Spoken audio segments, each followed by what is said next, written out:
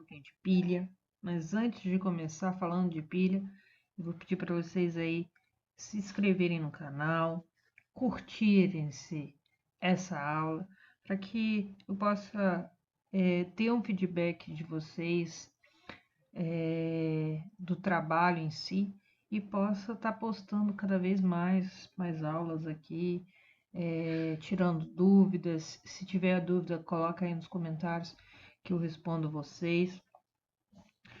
Se inscreve no canal que toda vez que eu subir uma aula, subir um videozinho aqui, vocês vão receber a notificação. E hoje nós vamos falar de pilha, né? Pilhas. O que são as pilhas, né? Qual é a química atrás desses dispositivos, né? A definição de pilha é que são dispositivos onde possui dois eletrodos, que são placas de metal, e normalmente são placas de metal, e um eletrólito, que normalmente é uma solução, onde ocorre uma reação de oxidação espontânea, que gera corrente elétrica. Basicamente, a gente tem esse mecanismo que é uma reação química dentro da pilha, entre os eletrodos, que gera uma corrente elétrica. Por isso que quando a gente coloca uma pilha lá no rádio, ele começa a funcionar, porque produz uma corrente elétrica para aquele rádio, certo?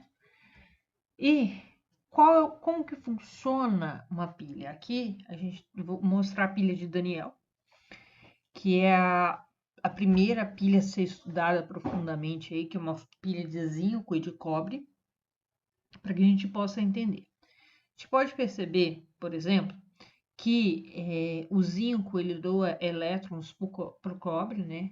Você vê que a setinha dos elétrons estão do zinco para o cobre. E então, o que isso significa, né? Que o zinco ele perde carga negativa. Se ele perde carga negativa, ele aumenta o seu NOx. Então, ele oxida. Já o zinco, se ele oxida, ele é chamado de ânodo, né? Um macetezinho aí para não esquecer oxida e ânodo, ambos começam com vogal, tá? Então, se ele está perdendo elétrons, se eu vou fazer uma reação química, eu tenho que mostrar essa perda de elétrons. Como é que eu represento essa perda de elétrons? Eu mostro esses elétrons no meu produto, certo? Então, o zinco sólido se transformando em zinco 2+, você vê que está aumentando o NOx e indo para mais 2 elétrons. Então, o que acontece quando o zinco oxida? Acontece que, como a reação mesmo mostra, o zinco sai da placa e vai para a solução, certo? Então, o que acontece? Que a placa, ela tem sua massa diminuída, ela é corroída. E o zinco, a solução de zinco, ela aumenta a concentração com o tempo, porque os íons estão saindo da placa e indo para a solução, certo? Já do outro lado, a gente tem o cobre. O cobre está recebendo elétrons, ele está recebendo carga negativa, ele reduz. Se ele reduz, ele é chamado aqui na pilha de cátodo, consoante com consoante. Não esqueçam disso, tá? Bom, como que eu represento esse ganho de elétrons? Se para oxidar eu representei a perda de elétrons no meu produto, o ganho de elétrons tem que estar no meu reagente, né? Então é isso que acontece. Cobre 2+, mais 2 elétrons, formando cobre sólido. Essa que é a questão. Então, ao contrário do que acontece no eletrodo de zinco, né? Na solução ali é o contrário. O cobre ele sai da solução e vai para a placa. Então, o que acontece? A placa ela tem a sua massa aumentada, certo? E a concentração da solução vai diminuir com o tempo, certo? Isso acontece com todas as pilhas. Se você tem um processo de redução, aquilo vai ser seu cátodo. Se você tem um processo de oxidação, ali vai ser o seu ânodo. Os elétrons sempre vão doando para o cátodo, certo? Mas o que tem ali na pilha, que é importante se lembrar, tá ali, ponte salina. A ponte salina, ela tem transporte de íons, ela é importante para manter o equilíbrio de cargas ali. Lembrando que eu tenho cátions, né? E eu tenho carga, então tem que ter alguma substância ali que mantenha o equilíbrio da carga, né? Normalmente é usado uma solução na ponte salina de KCl, tanto o potássio quanto o cloro, né, o K+, e o Cl-, eles têm mobilidade, quando eu falo de mobilidade, de movimentação mesmo, é semelhante. Então, ele mantém esse equilíbrio de cargas. Essa é a função da ponte salina, manter o equilíbrio de cargas. Então, aqui a gente tem novamente a pilha de Daniell e o que acontece com ela. Você pode ver que o cobre lá, o eletrodo de cobre está com sua massa aumentada, a solução está mais diluída, ela estava no azul mais forte, no azul mais fraco. O zinco, a placa de zinco, o eletrodo de zinco está corroído, a solução não muda a cor porque zinco a solução de sulfato de zinco é uma solução incolor, né? Então, mas ela está mais concentrada, a gente sabe que ela está mais concentrada. E não pode esquecer que o fluxo de elétrons sempre vai do ânodo para o cátodo, nesse caso, zinco e cobre, tá? Novamente representar aqui as duas reações, a reação do zinco, que é uma reação de oxidação, e a reação do cobre, que é uma reação de redução, para mostrar para vocês como se faz, se perguntar assim, qual é a reação global dessa pilha, como que eu descrevo o funcionamento dessa pilha. Eu tenho que estar em mente que a quantidade de elétrons que estão sendo doados e as que estão sendo capturados, por exemplo, tem que ter a mesma quantidade de elétrons que o zinco doa, tem que ser a mesma quantidade de elétrons que o cobre captura. Se isso não acontecer, eu tenho que balancear as equações, multiplicar, né? Que nem vocês já viram, multiplicar para que ela esteja balanceada e o número de elétrons seja iguais. Então, numa reação global, o que eu faço? Eu pego essas duas equações, eu somo essas duas equações e eu vou, como a quantidade de elétrons é a mesma e estão em lados opostos, né, dessa equação química, como se tivesse uma equação matemática, né? Paralelamente, a gente pode fazer essa comparação. Eu posso somar isso aqui e obtenho a equação global dessa pilha, que mostra que o zinco está indo para zinco 2+, e o cobre 2+, está indo para cobre 0. Simplificadamente, o que a gente tem? O ânodo, ele sempre oxida, na pilha ele é o polo positivo, a placa corrói, a solução concentra. O cátodo, ele sofre redução, ele é o polo positivo na pilha, a placa aumenta a sua massa e a solução dilui, tá? Isso aqui é um resumo do que acontece na pilha e vai ser sempre assim. Existe uma representação da IUPAC, né, que é o órgão que faz a legislação da química aí, de pilha. Então, o que é essa representação? Todas as pilhas elas têm que ser representadas dessa maneira. Primeiro o ânodo, né? E depois o cátodo, tá? O ânodo é quem oxida e o cátodo é quem reduz. Se a gente olhar a representação da pilha, vamos entender o que é essa representação.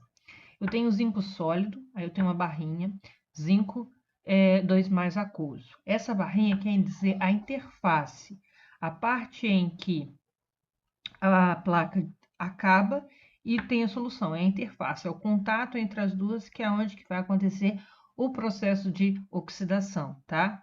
E essa representação, é importante notar que ela está mostrando que o zinco, ele está inicialmente sólido e depois ele vai para a solução, ele representa realmente o que acontece na pilha.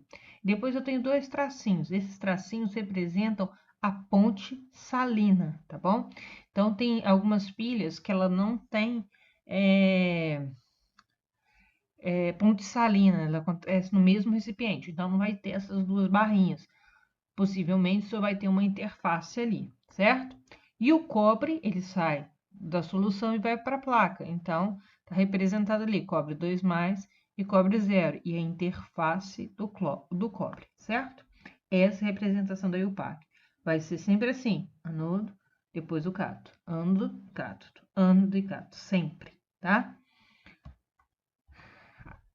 Bom, mas pode vir a pergunta, mas por que numa pilha, onde eu tenho cobre e zinco, o zinco oxida e o cobre reduz? Olhando o potencial padrão de redução das espécies, a gente entende isso. Olha só, se você reparar essa tabelinha, ela mostra os potenciais de redução, certo? Dos elementos. Então, e ali no cantinho, aqui a minha direita de vocês têm os valores dos potenciais, certo? E o que acontece? Se olhar do zinco, o potencial de redução do zinco é de menos 0,76. E o potencial de redução do cobre é 0,34. Ou seja, o potencial de redução ele é maior quando compara-se o cobre com o zinco. Então, ele é maior para o cobre do que o zinco. Quem tem maior potencial de redução, reduz. Anota isso. Quem tem maior potencial de redução, reduz. Quem tem maior potencial de oxidação, oxida. Ah, mas nessa tabela você só tem o potencial de redução. Bom, se o potencial de redução do cobre é 0,34, o de oxidação é menos 0,34. É sempre o contrário. Se o de redução do zinco é menos 0,76, o de oxidação do zinco é 0,76. Então, por isso que na pilha montada com o cobre e o zinco, o cobre tem tendência a reduzir, ele tem maior potencial de redução. E o zinco tem tendência a oxidar, porque ele tem maior potencial de oxidação, certo? Então, como que eu calculo lá naquela equação global que a gente fez o potencial padrão da pilha? Eu quero saber o potencial da pilha. Aqui eu coloquei uma forma, porque em 80% dos casos, o que acontece? São dadas duas equações de redução, ou dois potenciais de redução, e pede para você calcular esse valor. Se você tem os potenciais de redução, é só usar essa fórmula, né? Potencial padrão da pilha vai ser o potencial de redução do cátodo menos o potencial de redução do ânodo. Ah, mas aí eu vou olhar ali, ó, o cobre, aliás, o zinco é menos 76 volts e o cobre 0,36. Bom, se o potencial de redução do cobre é maior que o do zinco, ele que vai reduzir. Então, ele é o cátodo. E o zinco é o ânodo, ok? Então, a gente vai aplicar aquela formulinha lá, ó.